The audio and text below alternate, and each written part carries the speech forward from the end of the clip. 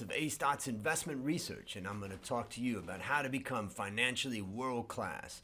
This is part 2. Now, there's 5 parts. We've already looked at how world-class benchmarking is simple, focused, and team building. Today, we're going to talk about how it helps you balance the competing pressures of profitability and growth. The third point is it focuses on profitable growth, and that focus increases the value of your business. And fourth is it is challenging.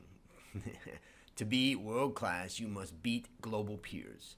And finally, world-class benchmarking triangle is easy to understand and apply. So let's talk about part 2. It helps you balance the competing pressures of profitability and growth. Remember, world-class benchmarking takes the world of finance that is complicated, scattered, and individual, and it takes complicated and makes it simple. It takes scattered and makes it focused. And it takes individual and it makes it team. So, what financial forces drive a business? Let's look at the natural world to better understand. Let's think about the idea of strongest and fastest. Who is the strongest person in the world? You know the answer to that? Who's the fastest person in the world? You probably know the answer to that.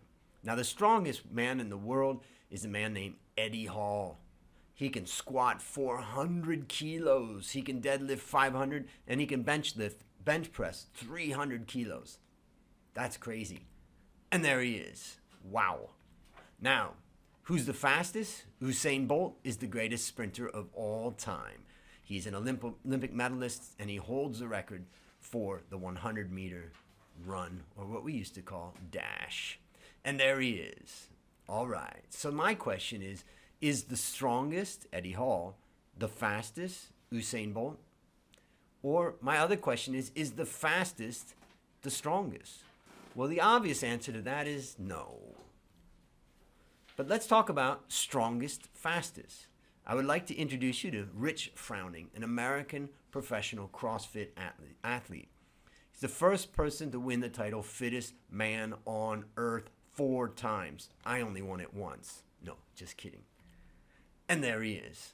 Oh my God. He's a cross between strongest, fastest. Now, the world is a balance of competing forces.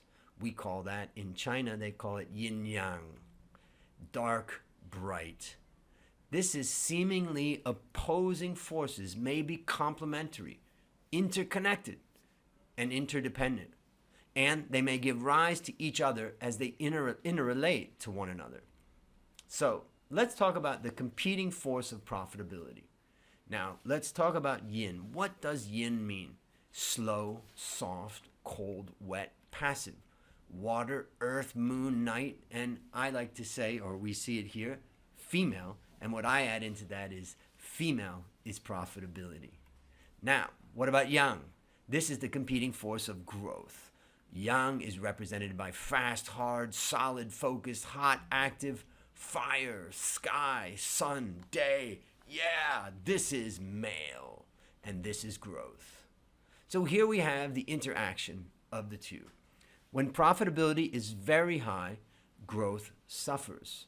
Extremely high profitability companies, or too much yin, will impede into the growth.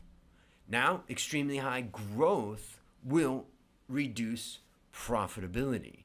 So these forces are working against each other. Business is a balance of profitability and growth. It's hard for a business to maintain these opposing forces of profitability and growth at maximum. And if both forces are weak, the business will die. World-class benchmarking measures a combination of profitability and growth called profitable growth. The profitable growth score explains how well a company maximizes and balances the two forces. So what have you learned? Profitability and growth are competing forces. Profitability makes a business strong. Growth makes a business fast. Profitable growth is a measure of a company's level of strongest, fastest. It's very hard to maintain at both at a maximum, but death will come if both are weak. So that's a wrap on part 2. Next up will be part 3. Its focus on profitable growth increases the value of your business. I'll see you there.